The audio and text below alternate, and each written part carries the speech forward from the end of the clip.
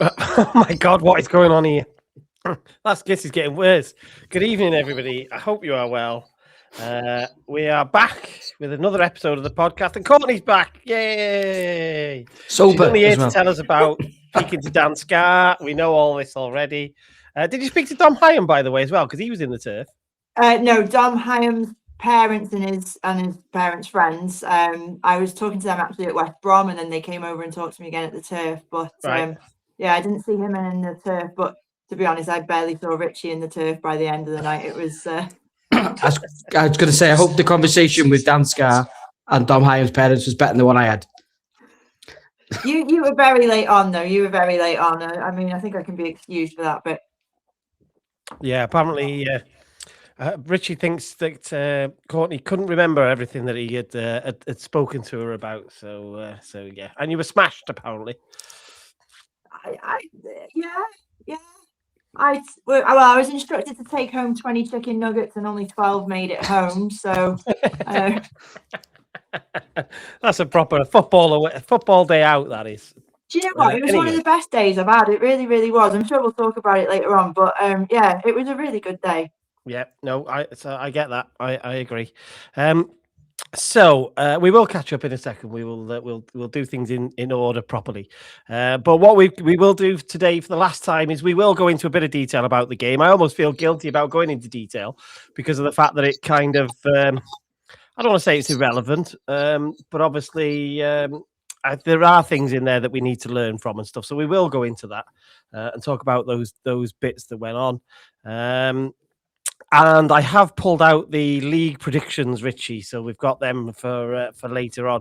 I've got ours there. I've pulled off one of the supercomputer ones, the second tier podcast one, and Alid, a fish cake Alid had done one as well that I'd bookmarked. So we can have a little joke, a little look at some of them and see what's going on now that the league has finished. Well, let's do a couple of things. I'll come into the chat in a second and say hello to everybody. But let me just remind you that if you're coming to Wrexham either over the summer or perhaps next season, that you need to I did try and load my page. You need to go online to wrexhamcitytours.com. You need to book in for a walking tour with Kim. A couple of tours that she does. She does the heritage tour, so a bit more sort of historical sort of bits and pieces of buildings and stuff around Wrexham. And she does the Welcome to Wrexham, the documentary tour, which what I've pinched the pictures from there, where you can go and meet some of the people who are obviously important to the show. And obviously there'll be new people that we will be adding from next week. Basically, it's a week today, isn't it? I think, or give or take, it's a week today. So in that graphic, you've got Rob and Wayne. Parky will, of course, be on holiday by then, so we won't be seeing Parky. Whether you get lucky enough to get into the ground is another issue, because that's on a case-by-case basis. But go to Wrexham City Tours, book on with Kim, and do a nice leisurely walking tour around town. And see who you bump into. And of course, won't be many players in future because of the fact that obviously the training ground will be they'll be at Collier's, I think, by the time they get back off holiday. So we've got that to look forward to. Right, let me just have a look and see who is in the chat. Just a few shout outs. So Michael Hillier was here, Liz was here, Zach was here. Welsh Techie was here, Emma Roberts, Barno. My other half just brought me a chocolate milkshake, so they've obviously been to McDonald's. The Ledge, Danny D, Ruth, Stoner Combat Vet. So anybody else, just come in the chat, say hello, and we will return the favour. Right, should we talk some football? Happy to talk some football. Well, I say happy. I'm not sure if we are happy. Kind of happy. So obviously on. Get me times right. Early kickoff on Saturday. Absolute garbage, that, by the way. Not having any of this 12:30 kickoff bollocks. Wrexham have played Middlesbrough last day of the season. We had a chance, obviously, to get into the playoffs, but because we drew Derby, I can't remember, but Hull won, and they obviously got into the playoffs. Goals from Tommy Conway after 4 minutes, we will discuss. Josh Windass with a worldie of a free kick. David Strelec, again, with a bit of a shocking defending from our point of view. Sam Smith with a brilliant goal. and no more goals meant that Wrexham fell out of the playoffs. I don't know if you've seen the stat, Richie, but we spent a grand total on the day of 7 minutes in the playoff places. The rest of the time we were out of the playoffs on that day. Yeah, listen, it was good being involved in the what's the score there or thing you've scored there. You're thinking, all right, we need another goal there, we need somewhere there. That was actually quite enjoyable of it. And obviously we'll go in depth into the game, but I think we'll cover it, what we all think of the season, but I'm not too disheartened. Yes. No, I do get that. Courtney, pre-match, before we go into the lineup, what did you do? Where were you? What was the story? We were in the turf. Well, I think I was in the turf for about 12 hours in the end, but minus the match. But no, I was there and everyone seemed a bit tense and things, but I didn't really feel like that. I actually thought, you know what, whatever happens, we're going to go in there and have fun. I don't think it matters that we didn't make the playoffs because we're not ready for the Premier League. And I think people really do jump the gun. You go into the playoffs, but there's no guarantee that you're getting to Wembley even for a start, let alone going up. So, you know, you've still got to win the next 3 matches, essentially. It's disappointing for the amount of time we spent sitting there for the majority of the season. And, you know, you do get a bit carried away. But I mean, on the whole, I enjoyed, like Richie said, the thing that I actually really wanted to do was still have something to play for on the final day, whether we made it or not. Yeah. Because I know Dad said to me on the Tuesday when Ipswich drew, he was like, "Oh, Middlesbrough come at us now. We've got a mountain to climb." And I was like, "Well, at least we've still got something. It'd be better than going in there 8th at the start of the game and thinking, oh well, just another game." No, I agree. Great picture of your dad as well that Eric Allen shared on social media. Go and check that out for anyone. I don't know at what point in the game that was, but that was a great picture. I'm sure you've had sure that's been in the family WhatsApp chat, has it? Yeah. Probably after a goal. He usually ditches me after a goal to go and just like, he's got a bit more space where he is. Just on an interesting note about what you're saying there, I can tell you this. I spoke to somebody who has had contacts with people at the club, and they were shitting themselves about potentially getting promoted. There's been a rumor going around that we were looking at other stadiums that we'd have to play at because the racecourse would not be sort of fit for purpose. I think when I was discussing it with somebody this morning, they were saying that I think you have to have 250 sort of seats or spots for media. And we just I think we've got about 24. Like there is no way that they were going to be ready for some of this stuff. So I think that they, there is an element of they'd have loved to have the problem to solve, but thank God they haven't got to solve it at the moment, Richie. Let's move that problem down the line a little bit. Yeah, obviously I heard that as well. I remember, I think, first of all, when Luton went up, they had to basically transform their stand over the summer. 7 to 10 million on it or something. Yeah. And then I remember Ipswich did a similar thing when they went up as well. They had to improve the media facilities because it had been so long since they were last in the Premier League. Listen, things will take their course. I love the way that Sky sort of reviewed the game and sort of said, Wrexham will go up. It's just a matter of when.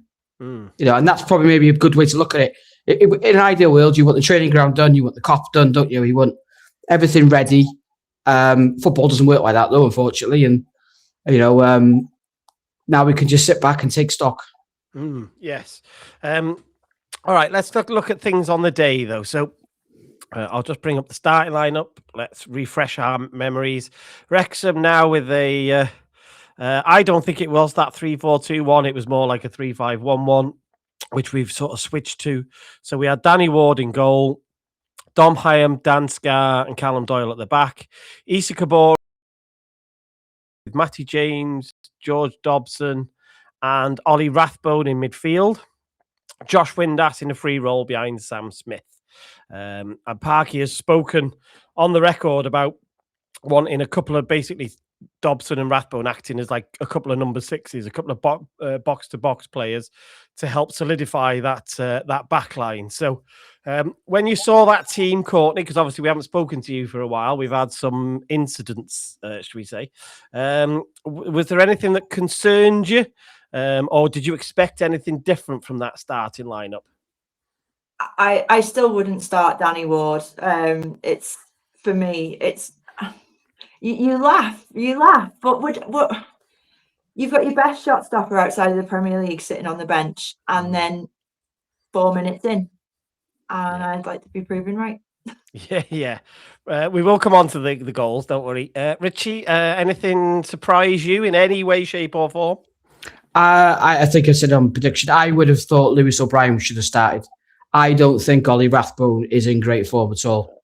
I think he seems drained of confidence from when he come back from his injury. He got some important goals for us. Yeah. I think he's been off the mark, the last few weeks. From the Ollie Rathbone that we're used to seeing. Right. That's what I thought. And I did actually think Sheaf would come in for a bit more experience instead of Dobson. Yeah. That, again, it's whether you start him and see how long he lasts or whether you bring him on to the end, isn't it? That was a 50-50 call. That was the question. Yeah, I think the interesting one that I was waiting to see what we addressed, and if we even acknowledged it in any way, shape, or form, was the Danny Ward one.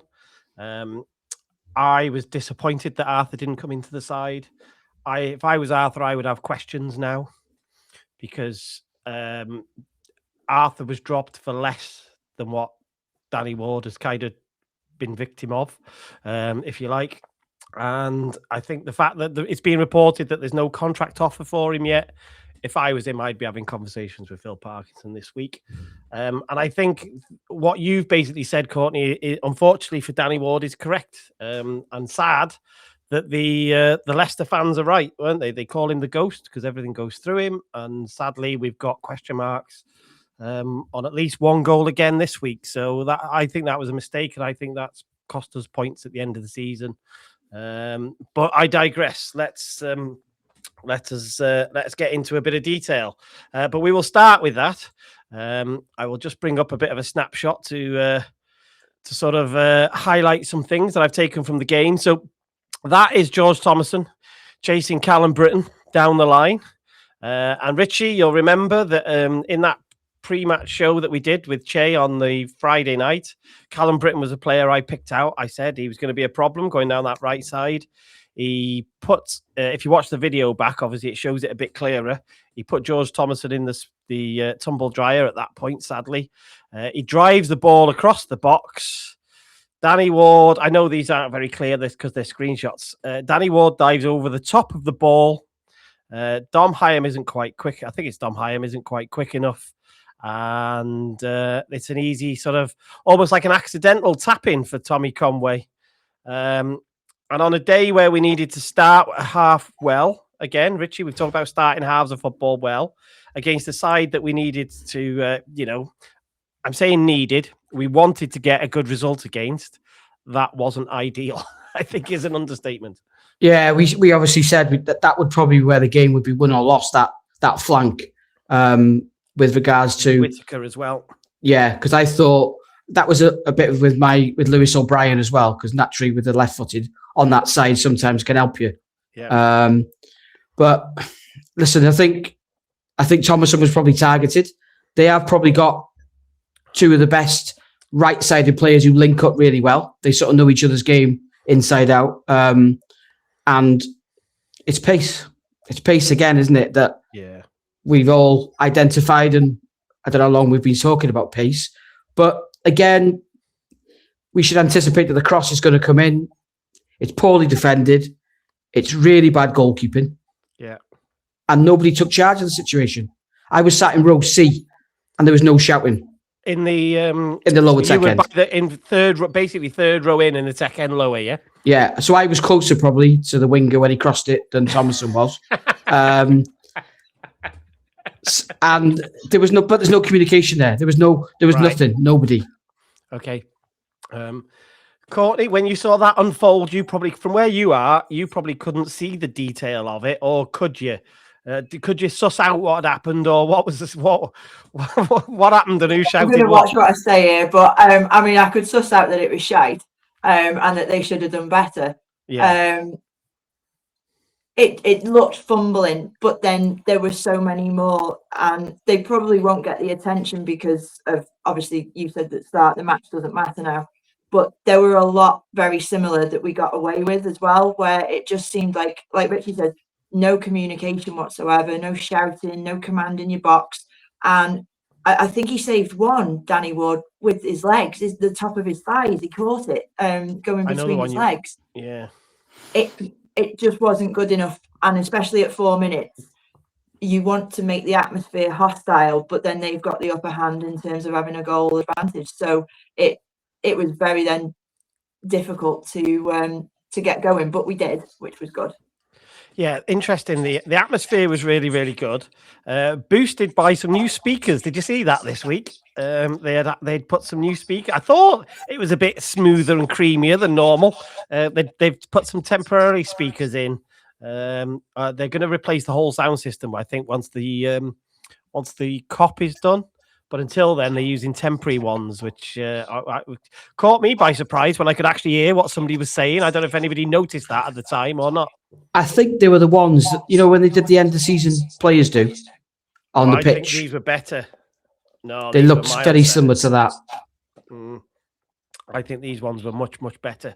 It looked like there was photos of JBL ones or something on social media. I don't know whether those were the actual ones or somebody had just got a generic picture, but yeah. Anyway, right. Well, there was some good stuff from us. So let's flip the chart.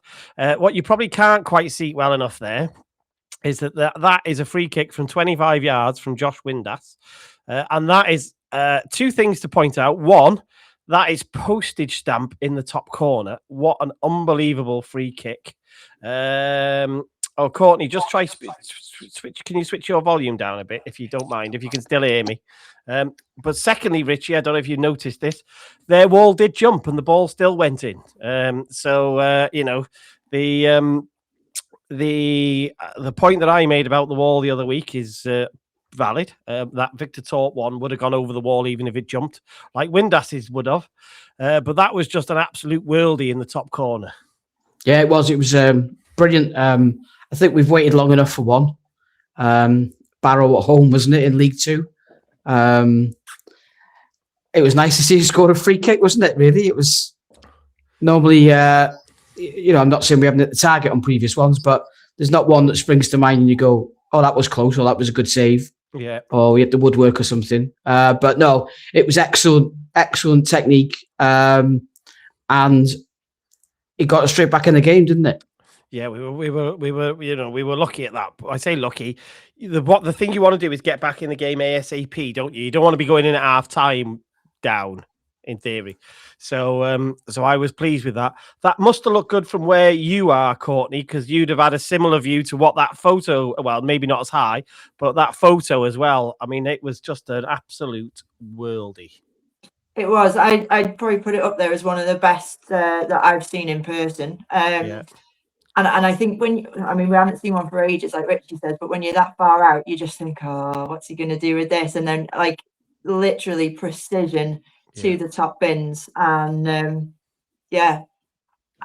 I've been really harsh on him, but that was absolutely stunning. Because he doesn't smile. It's not even just the not smiling. It's not just the not smiling. But no, I thought that was absolutely world class. I know somebody who spoke to him on at the awards do. Somebody I know went to the awards do. And he said he did celebrate against Norwich a little bit. He said he celebrated. So he was having a laugh about that, to be fair.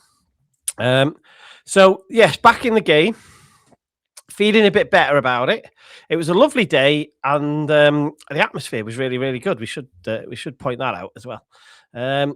Right, so next thing we get just before half time, we get a brilliant run from Issa Kabore down the flank. If you can see the video at home, you'll see Sam Smith is slightly behind his defender there.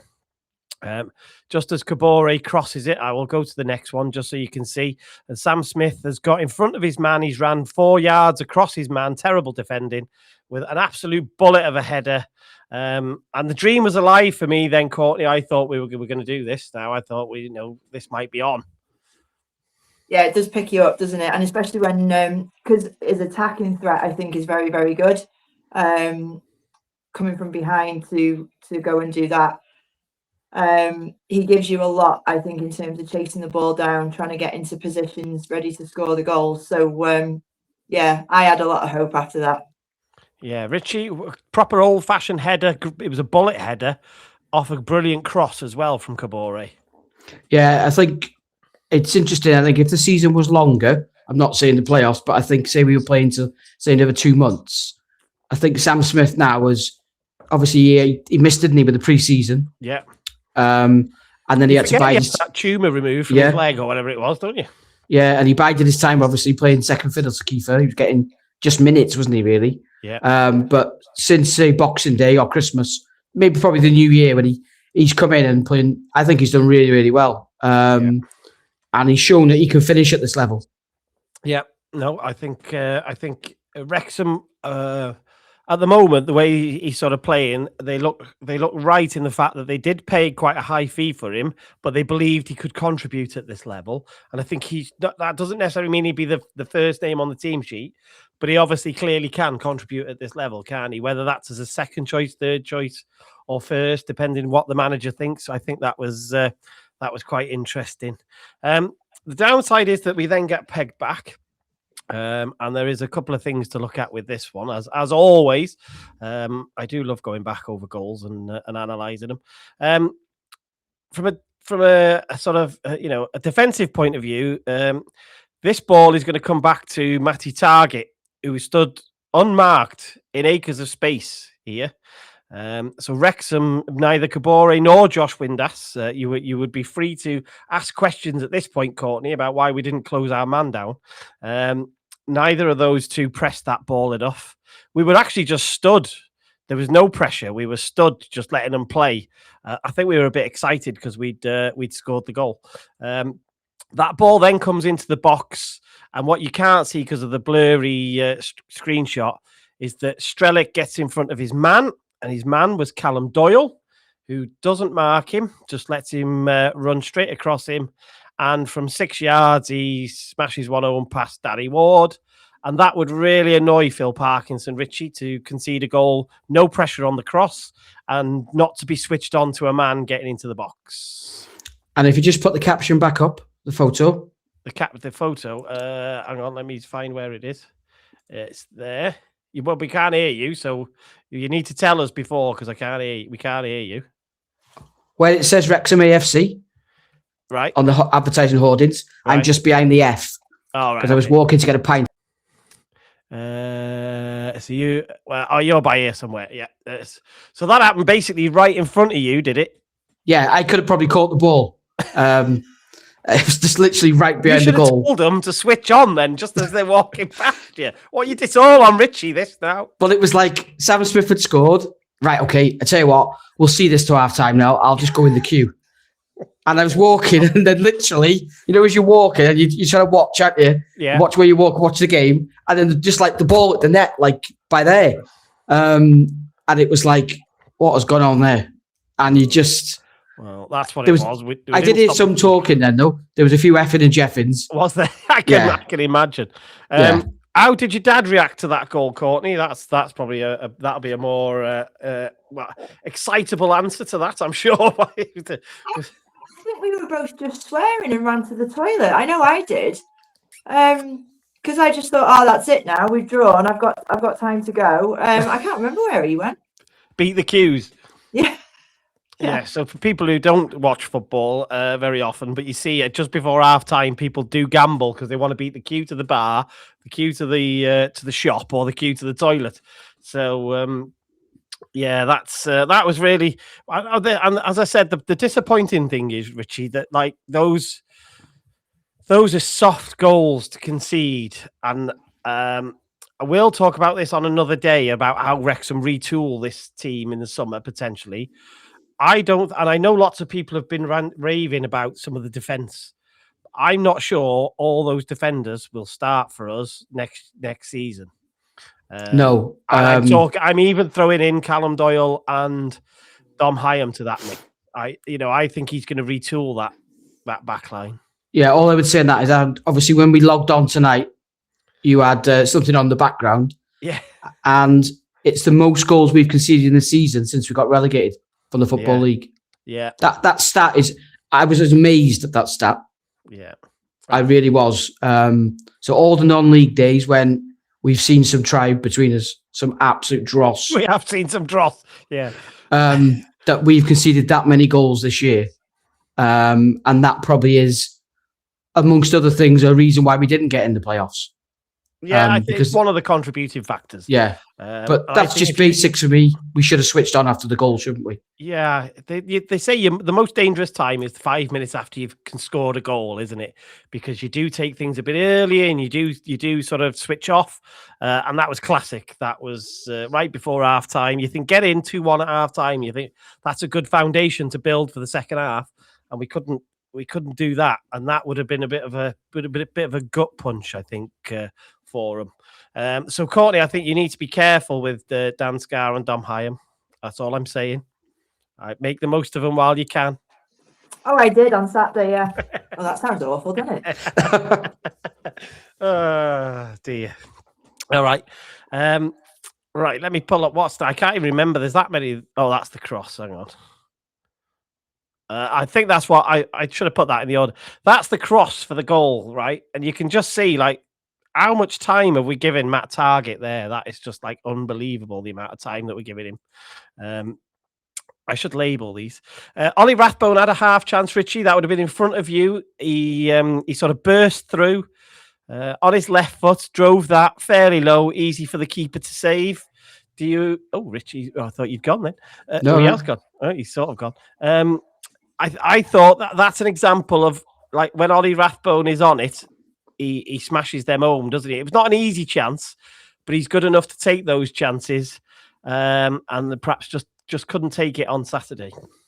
Yeah, obviously I watched that on the screen, so because I was underneath at that point.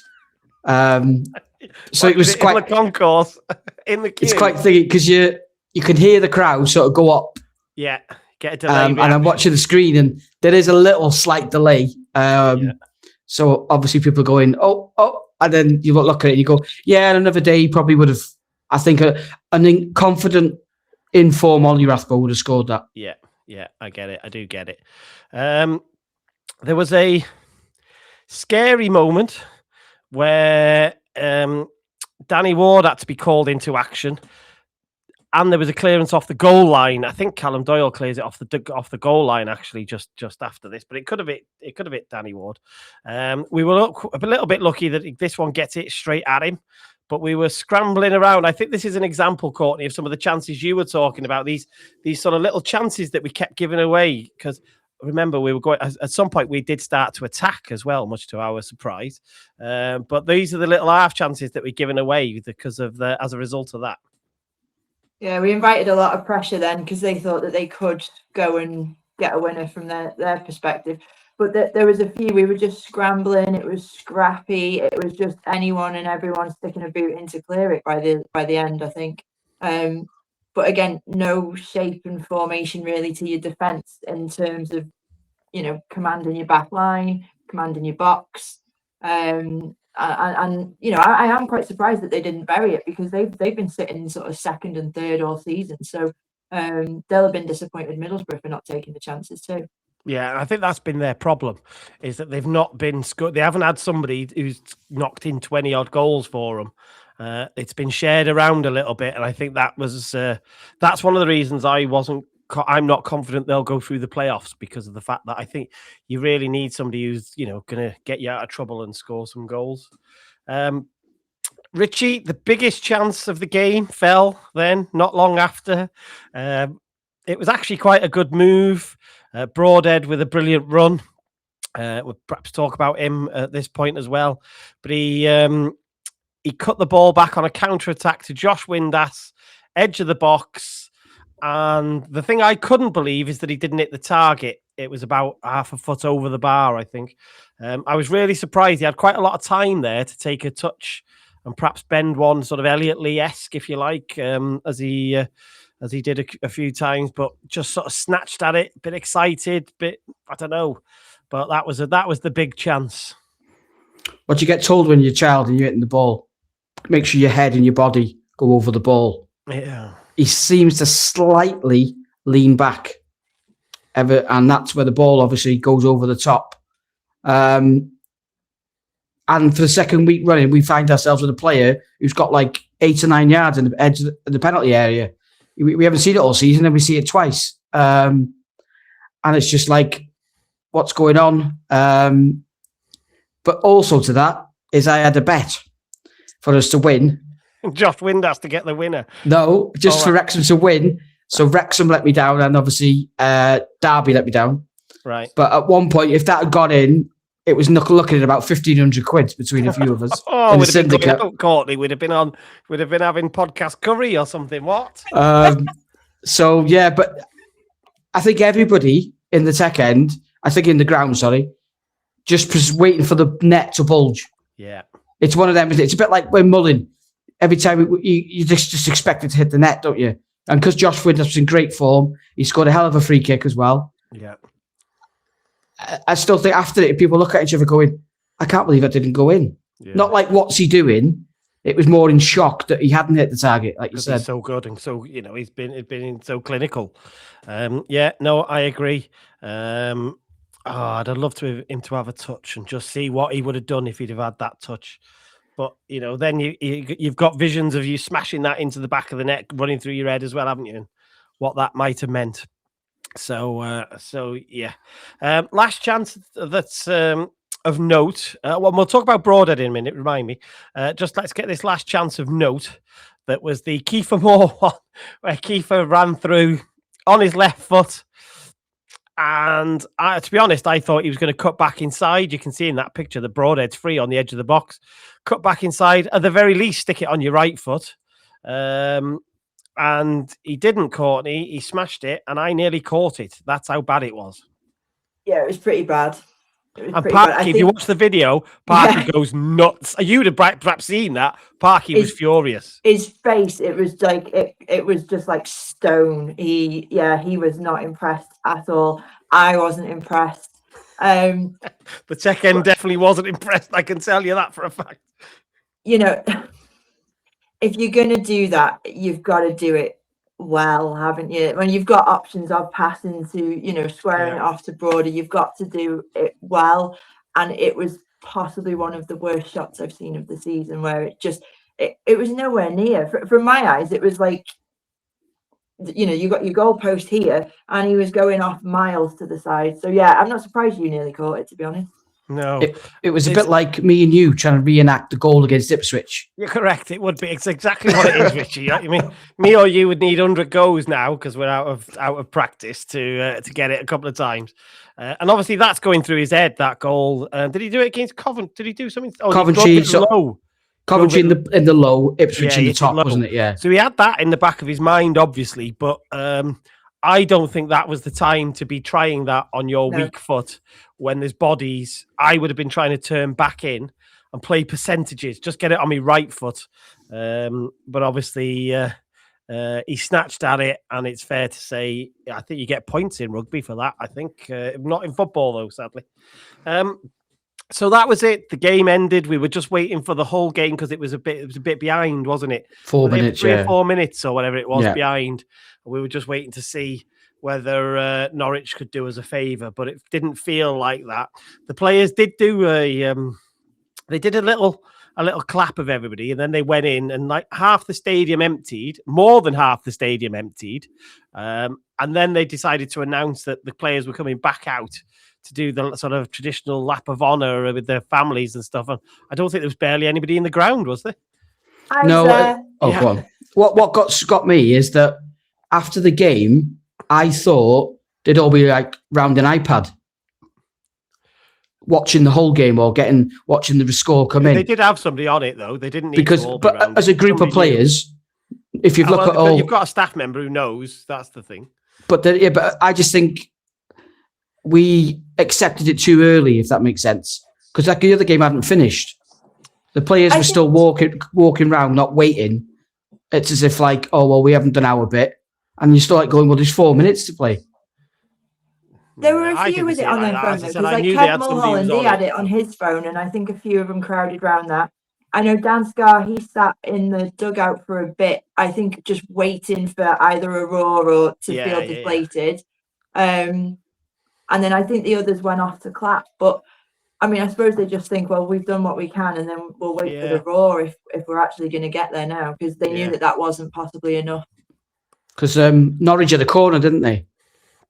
And well, there was a bit of controversy, wasn't there? There was an offside goal, and there was a chance there was a shout for a penalty, and there was. But their goalkeeper came off his line and caught the ball off a corner. Now you probably haven't seen that at one of our games, but it was quite.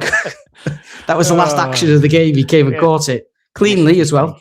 Mischief maker, you are. So you stayed afterwards, Courtney. When, as I said, I think it was virtually empty, the ground. Right? I was like, why? You know, fancy not telling people that before the game or right after kickoff. It was such a shambles, yeah. I mean, I ran to the toilet because I thought I'm not going to make it to the turf. And then as I'm coming out the door, it comes on the speaker, oh, the players are going to do a lap of honour. So I said to mum and dad, I was like, oh, I'm going to go back up and wait. And I got right to the front because there was hardly anybody there.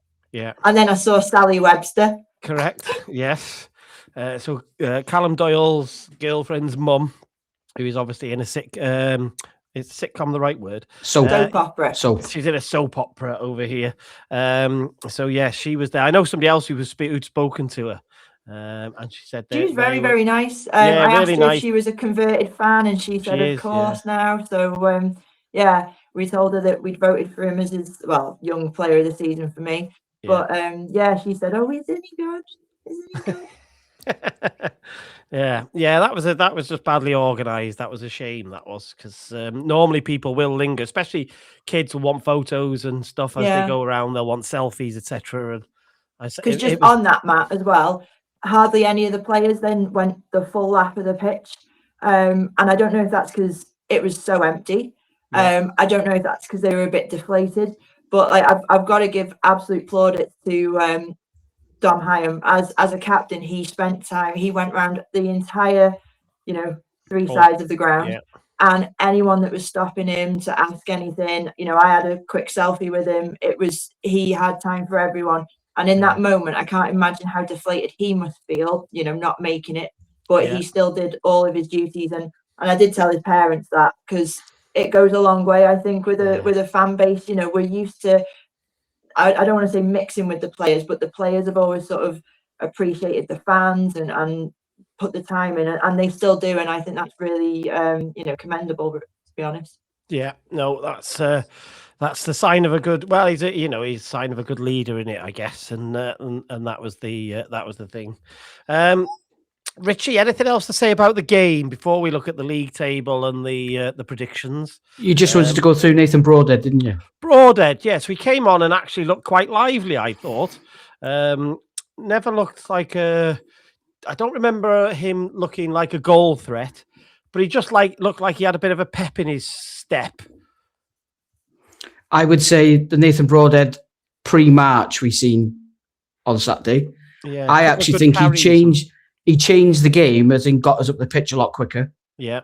And it was as if, to me, Thomason didn't come as far forward as normal. So Broadhead was given his sort of more left-wingish role, which we've been saying is predominantly where he's played previously for other teams in Wales. And he seemed to have the run of the left-hand side. And it was good to see. Yeah, okay. We actually saw... a player that I've hardly seen him this year, Davis Keeler. I don't even know what his surname is. What was all that about? I mean, we weren't losing at the time as well, which was quite nice.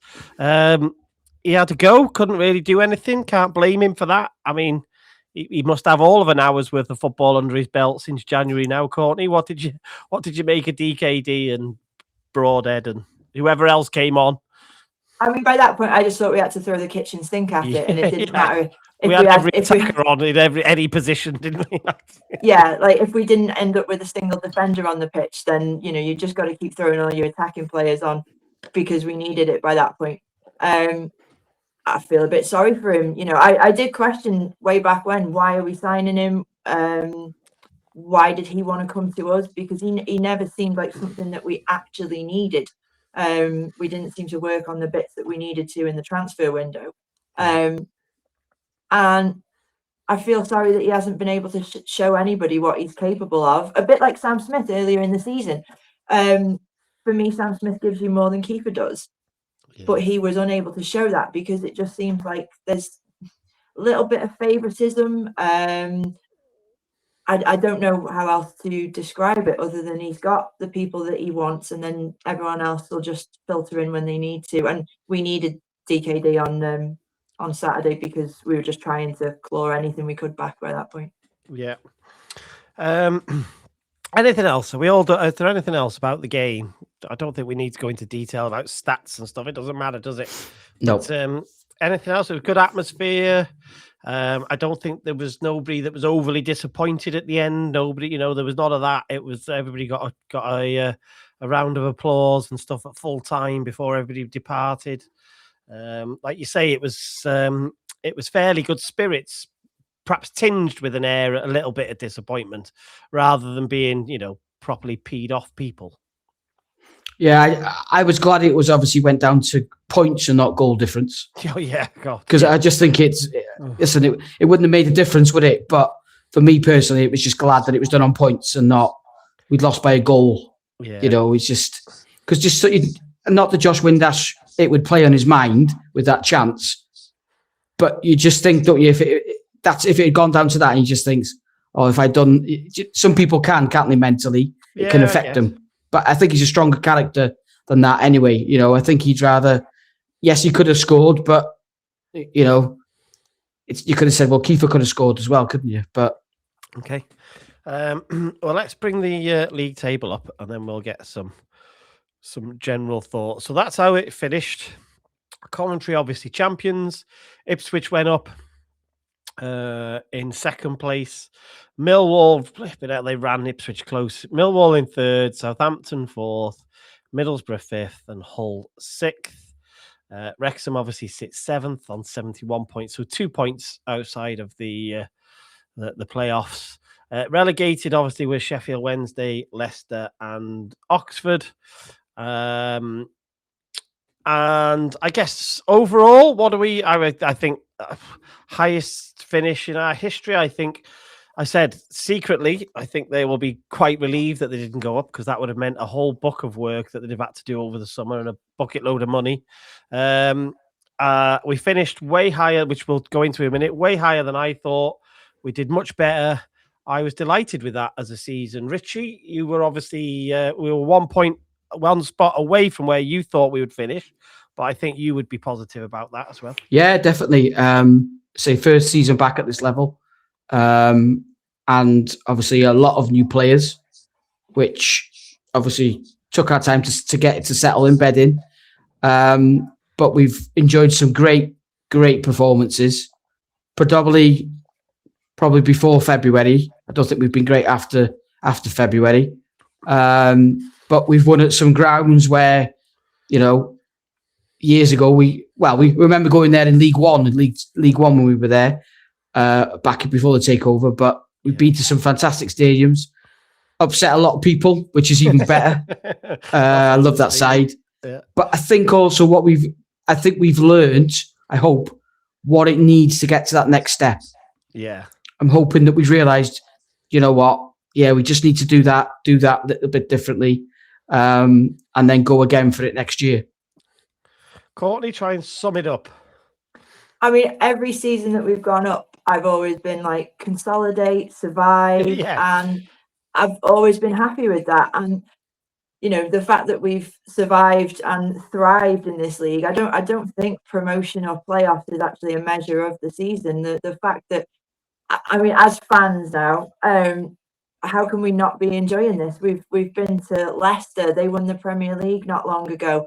They're actually getting relegated and we're surviving. So, I mean, it's just a crazy journey. And I think you've just got to look at the likes of Leicester to see how quick it can change too. I don't think for any stretch that, Rob and Ryan are going to ditch us anytime soon, but the journey won't last forever. And I think, I feel really lucky that I'm of an age where I'm fit and healthy and can go to all these grounds and just have a good time and see some of the best football that I've seen at the club. And yeah, long may that continue. If we never go up, I don't know if I'd ever be that bothered. No, I do get that. I'm not in a rush to be in the Premier League, and that sounds a weird thing to say, but I don't enjoy when you watch the games now, Richie. Like VAR is a killer of football, and just the falling over and the theatrics, and we see a little bit of it more so from the relegated Prem teams, and you're just like, this is just crap, isn't it? Just like, I've got to be honest. To get there. I think the Premier League, the standard of the Premier League has dropped.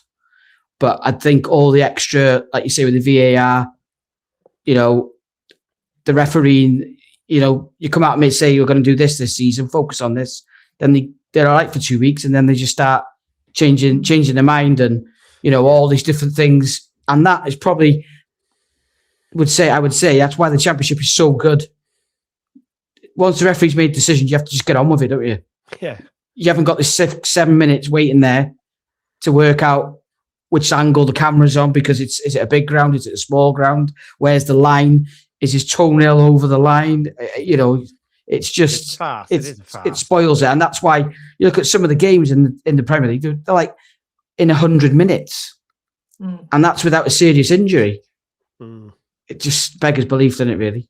Well, I learned a stat the other day, which I found quite interesting. It was in the build-up to the Arsenal against Atletico Madrid tie that I saw this. It might have been on Talk Sport. I might have, maybe it wasn't. But on set pieces and throw-ins, Arsenal, on average, take 45 seconds whilst they set everything up. And that is indicative, unfortunately, of the Premier League now. Has anyone sent that to Arteta so that he can stop complaining that all the other teams waste time or not? He's not going to worry about it when he wins the double Courtney, is he? He's not going to worry about it. You're gonna bottle it, mate. You're bottling it. He's not going to worry about it. Do you know what I thought? I'd love to be a left winger in the Premier League. I'd just take him out, I would. It's worth the red card, isn't it? Because if you're on the pitch all the time. I love the fact they've got to the final so that they can bottle 2 tournaments in a week. Like, it'll be brilliant. Courtney, all I'll say is this. You need to be worried about the Saudis running a mile at the moment, because they are running away from every sport. Every single sport they are running away. Don't worry about what they're saying publicly. They said that about Live Golf. They're running a mile from sport.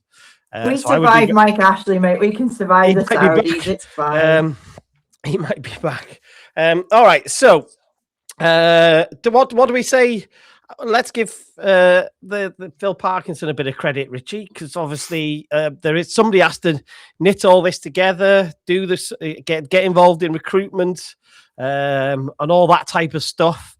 So I think even my mate Gab gave him a bit of credit this week. Gab Sutton, you might not have seen it, but he did a sort of tweet saying that Phil Parkinson deserves a lot of credit. I think the second tier pod boys had to swallow to eat a bit of humble pie. I think they put him as doing the sort of 6th or 7th best job, I think, this year. So let's give Phil some props. Yeah, definitely. Listen, I say before, the amount of players that came in, the turnover of players to get them into a game where I think I read the other day, the Southampton game, there were 7 starters who never played before together. And then obviously we had a slow start, but then we got momentum. I think a positive is the away performances, because we've been bloody terrible League One and League Two, really, away from home. Yeah. It's our home form that's predominantly got us up, and a good end to the season. Really, that's what we, But on his percentages, percentages that he goes with, I think we finished about right. I do. I think. Okay. We weren't good enough to go up. But then saying that, we were never. People said, "Oh, we'll just finish above the relegation zone." We were never really in danger. Let's be honest, at all. Because even after a sluggish start, we still had 35 games to play. Yeah. So, and I just think he's probably got a few regrets. Yeah. I think maybe Connor Cody would be one. Ryan Hardy would be two. Clarify signing that. him, I think. Signing him, I think. Okay. I just wondered whether you meant letting him go. I was a bit no, definitely. I think signing Connor Cody and Ryan Hardy, I think would be a few regrets for him. And then maybe not getting his targets in January, but then in hindsight, to finish where we did, because if we had got them targets in, as much as it would have been great to finish in the top 6, we probably would have maybe slightly got embarrassed at Wembley, and that's never good. Yeah, I think he'll have I'd love to Perry for his thoughts on whether he thinks dropping Arthur was the right decision in hindsight. But go on, Courtney, give us some Parky love. I've been very critical of him in the past. The way that he sets up and things is never attractive football, but the man knows how to get results. So I think everyone says that he finds his level at the Championship, level. I think it was League One. They thought we were going. I think. Yeah. People say that he can't survive in the Championship, but when you actually look at his past record, when he was at Bolton, they were in real dire straits. So he probably couldn't do what he wanted to do there. But when you've got the backing of the owners and the sort of faith that he's got from the fans now because of what he's done. I've seen posts saying, "Oh, do we give him one more season? And if we don't go up, we part ways." Like that's not how you run a football club and a successful football club. Like do people just think that it's automatic in this league? It's not. But the fact that he's come in and made an entirely new squad almost, and got the results still that he has, it is incredible. And for his team as well, you've got to look at like Parkin and everyone that's around him, the goalkeeping coach and everything. Got a point about that, yeah. Dave Jones, yeah. Yeah, the team that he's got, it seems so cohesive that they can just keep doing what they're doing. I think, I can't wait to build the statue of him because he does deserve a statue, regardless of whether you've ever been Parky in or Parky out, like his tactics or not. What he's done for this football club is far beyond that of any other manager. I think, there might be people from the 70s that disagree, but who's done back to back to back, even in the history of football. Yeah. So I don't think he gets the credit from these podcasts and sort of Twitter pages that he deserves either. And they all go off the past. Okay. I'm interested. I was thinking about this because I've been thinking about this Arthur situation. Now Arthur, with it, obviously one of the reasons when we know Parky dropped him is because of his kicking. I'm just wondering at what point does a goalkeeping coach not fix this? Because Arthur's had this problem for 2 years or 3 years since he joined. And I am starting to think to myself, you should have fixed that really. And I think that is one area that Wrexham should look at in the summer and just say, come on, Aidan, what's going on here? He shouldn't have this problem by now. What are we working on it or what's been going on? Because you just shouldn't be having those issues, but still now, Richie. I wouldn't be surprised if there's a change in that area. Obviously, the easy thing is just to buy another goalkeeper, by the way, and hope that everything's okay. Yeah, I think just only from listening to the podcast when he was on with Ben Foster and Tozer.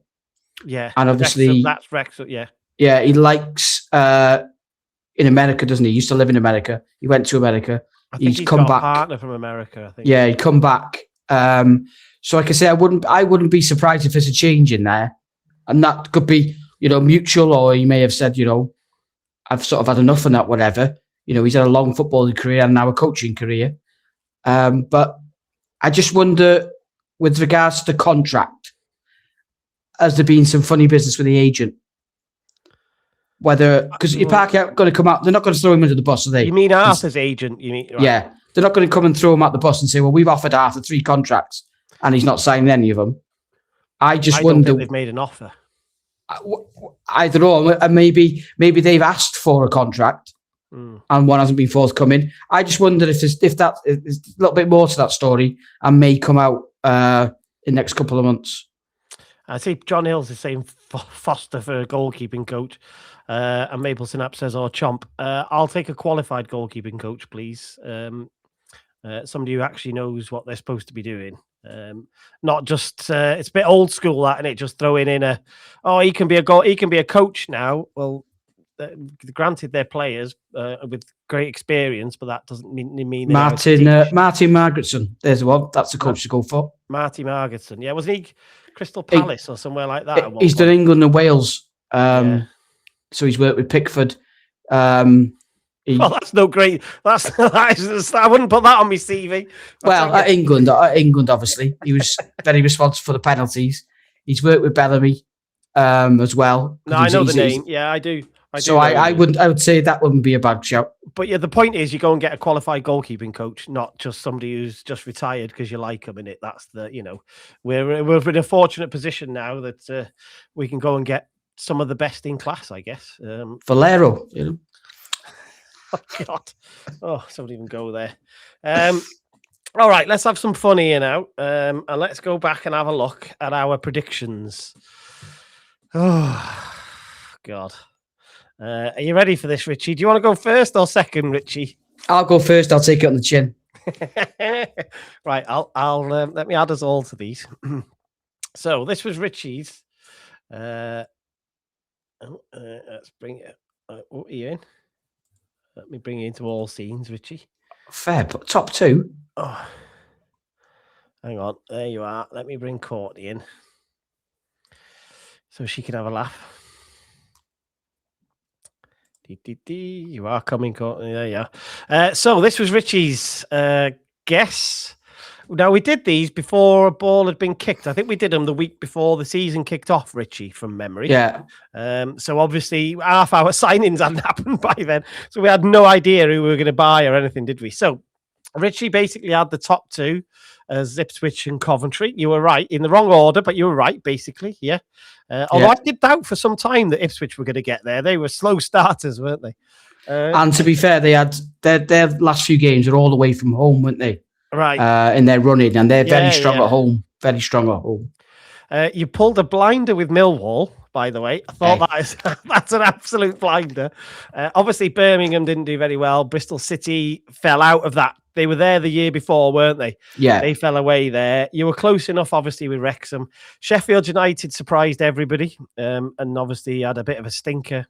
Swansea, you were there or thereabouts, not far off. Derby we were there or thereabouts. Southampton obviously came strong in the end. West Brom finished much lower, so they shocked us a little bit, didn't they?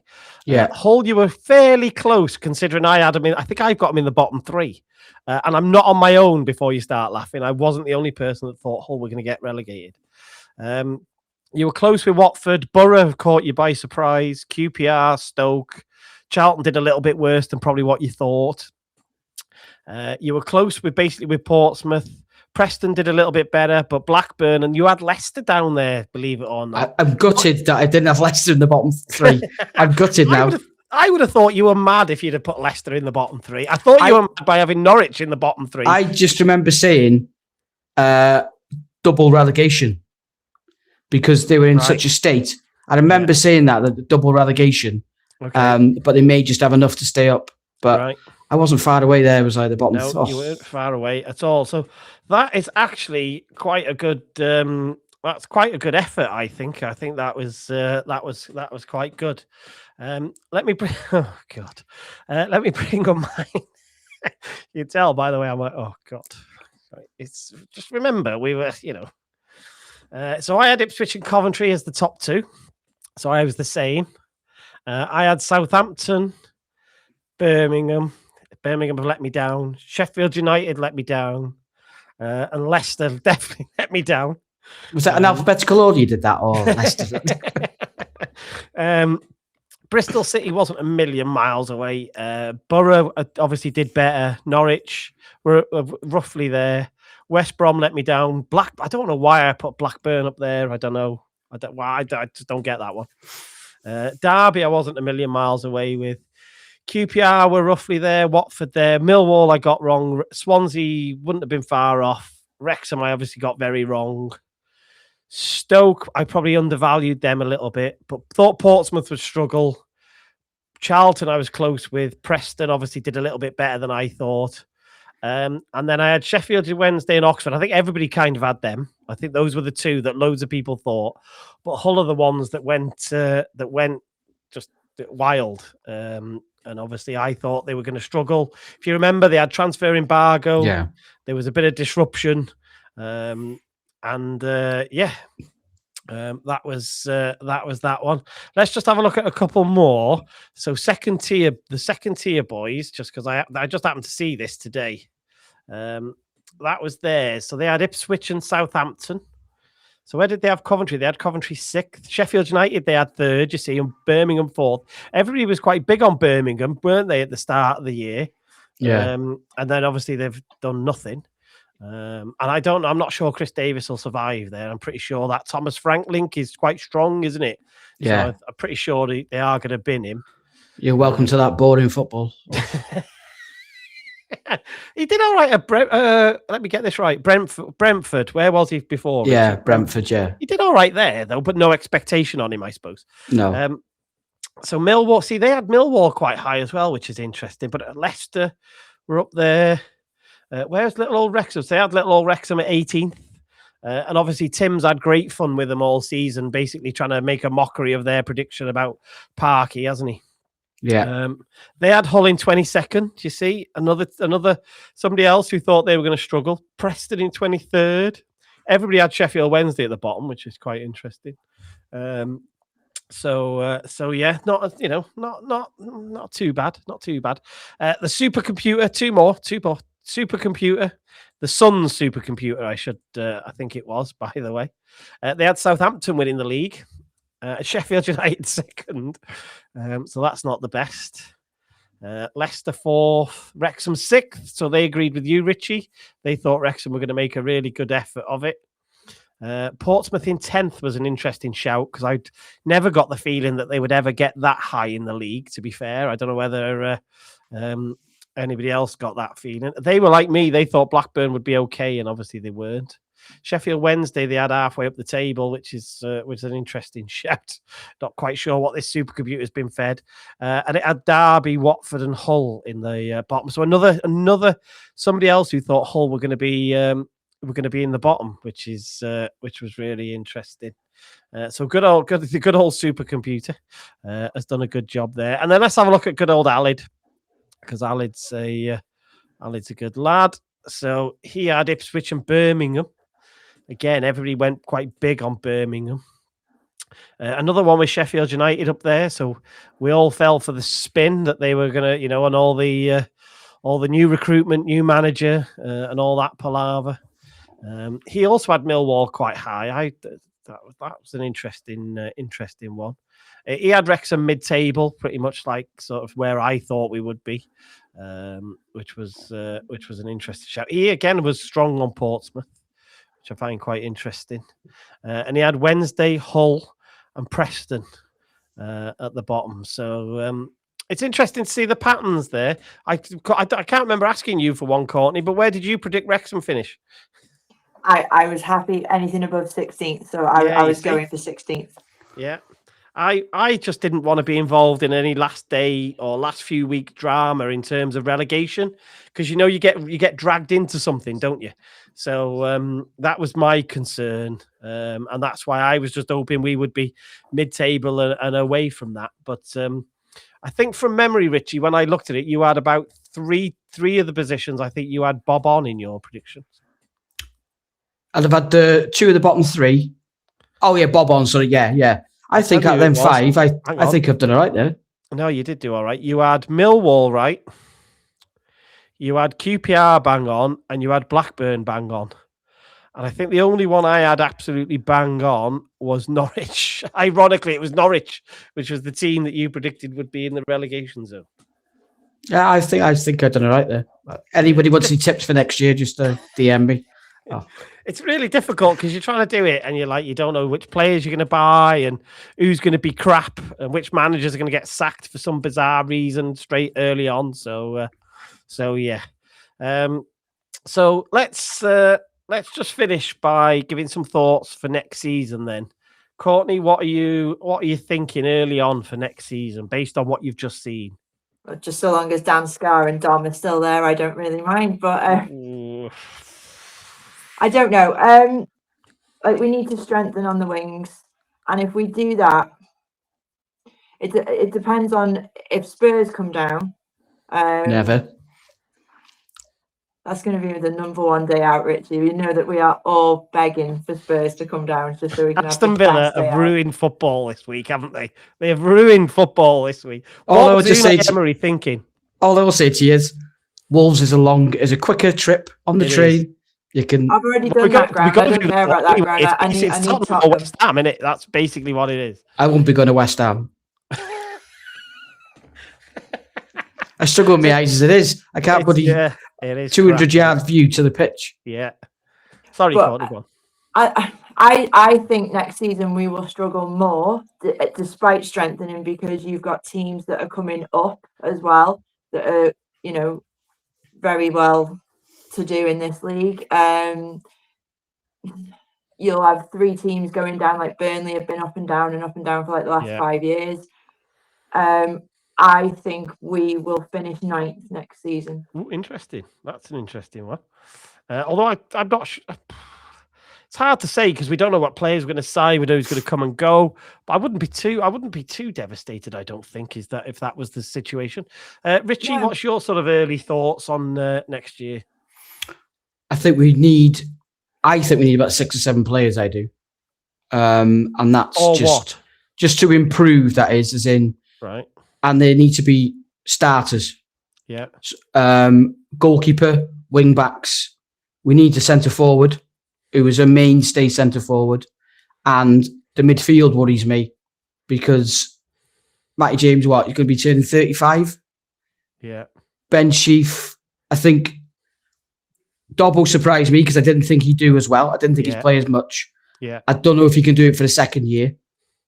And you see, why can you not do it for a second year? I just think, I think he's reached his peak. I don't think he can go any higher, any better. And he's not what I'll compare it. Look at the Southampton midfield to our midfield.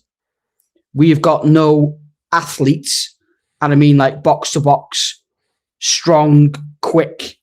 That's where we lack in the middle of the field. And I think that's probably, you could say with the wing backs, we need a big, massive reshuffle and change in there. Yeah. And that's because I think we'll do a Millwall and finish 3rd. Okay. Nice one. Really. We're going to go bigger this summer.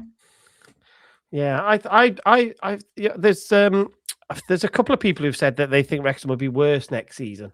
I don't. Did you say that the other week, Richie? I can't remember.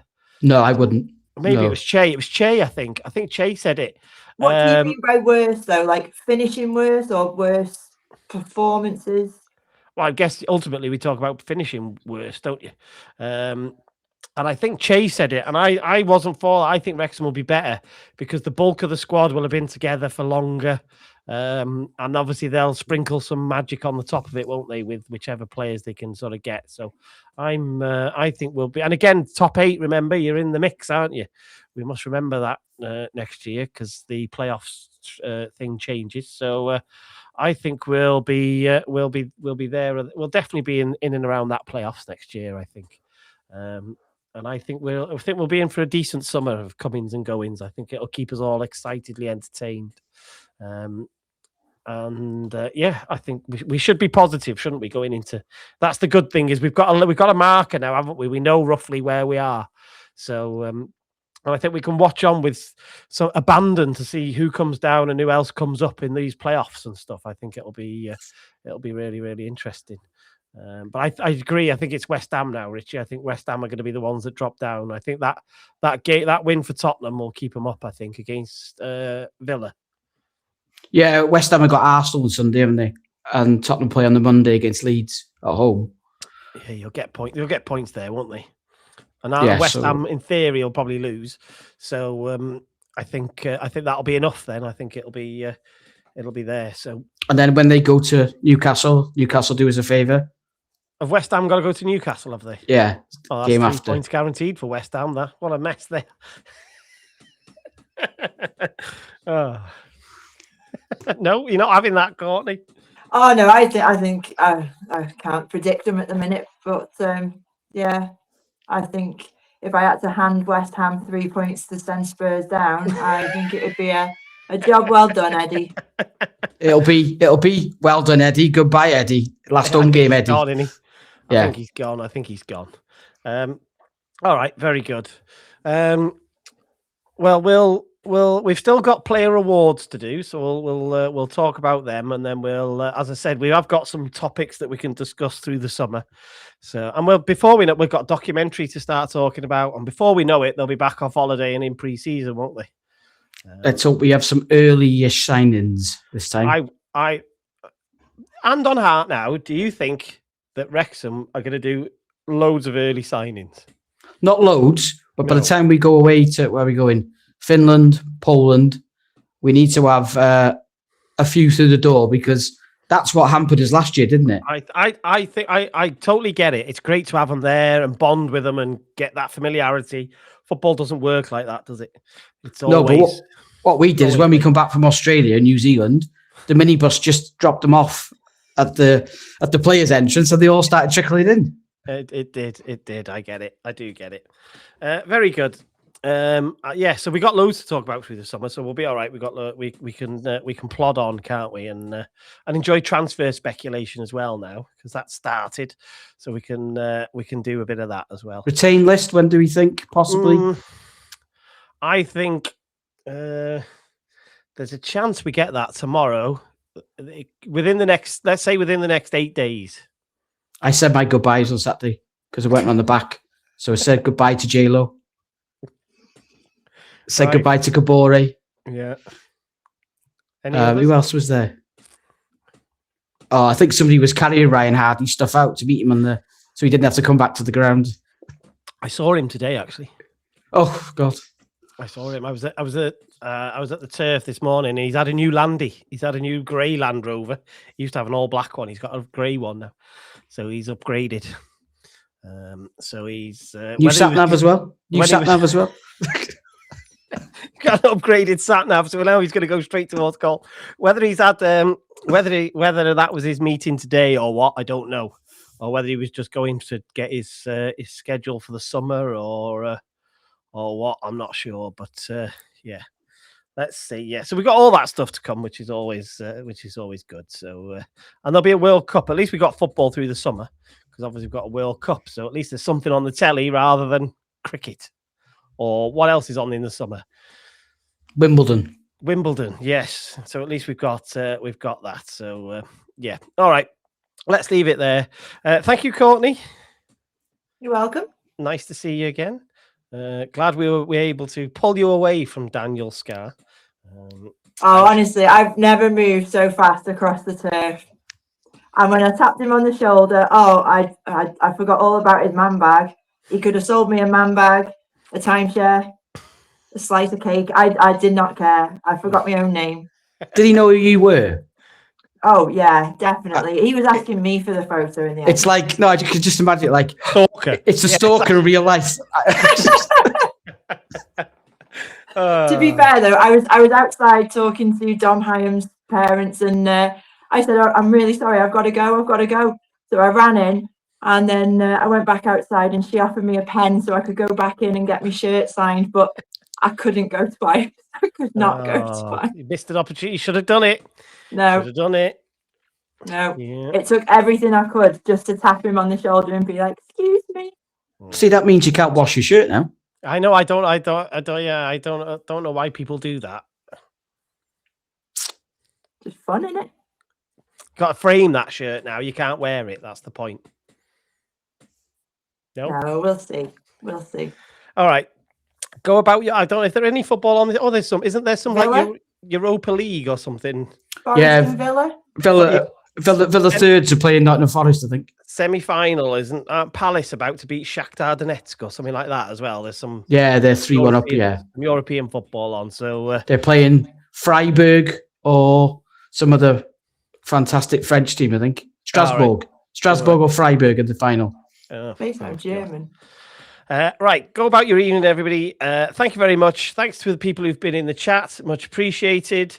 And we will see you next week, where we'll see whether we get a retained list. We'll let that, because that would be a good thing. If we get a retained list, we'll have that to talk about. We'll see what's going on.